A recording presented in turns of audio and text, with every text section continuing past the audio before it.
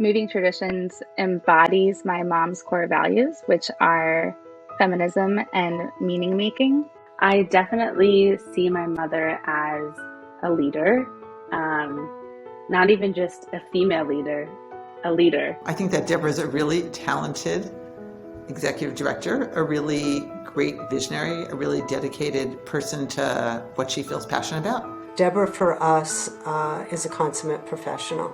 She's an exceptional human being on top of it. Deborah is incredibly thoughtful. She's serious, but she's also fun. She lifts us up, empowers us to have our own sense of leadership, our own voice, and I think that she cultivates that in her role and also in the organization itself to empower and lift people up. She's both visionary, she's competent, she's learned over her many years at Moving Traditions about how to be an even better CEO and how to really lead a team of people to accomplish what the mission of the organization is. She has grown something that started with an idea into something that is just expansive nationally. And it's deep, deep work. My mom is a very hard worker, and I think that comes from a place of how much passion she has for her nonprofit, and I think she built an organization that she can enact her values through. I generally, look at organizations and their strength as a reflection of the leadership of the organization. And the strength of Moving Traditions is very much a reflection of the strength of the leadership that Deborah has provided for so long. This transition alone is a reflection of Deborah. She understood how hard it must actually be to step away from the thing that you built. How hard must that be? And yet she did it. She believed in the process.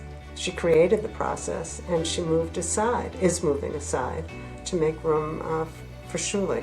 I think that Deborah and I both grew from this relationship, right? That I think that the organization grew and we grew. We were much younger when we started Moving Traditions. I think that the thing that we shared early on was the idea that we could make something bigger than ourselves, that this was needed in the world. We had, in some ways, a shared vision of what could be done and how much work it would take. That was another thing that I think that Deborah and I both understood, that it's not easy to take an idea and make it a reality. I think that naming the Kol Kolenu Fellowship after Deborah and Sally is so appropriate and so wonderful. It's the heart of what Moving Traditions has been about. It speaks to the values of Deborah and Sally as strong feminists, as leaders, and what we're trying to do with the Kol Kolenu Fellowship is to create the next generation of feminist leaders. And if they follow in Sally and Deborah's footsteps, we'll all be in great shape.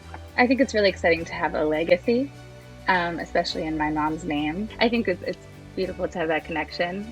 And I remember she was really excited that it was like a her and Sally thing too, because they were such like teammates and partners. And I think it's really nice that it's a tribute to both her and Sally together and what they've created. Yeah, it's very fitting as a tribute that her legacy will be in this fellowship that empowers other women, just as she's empowered us.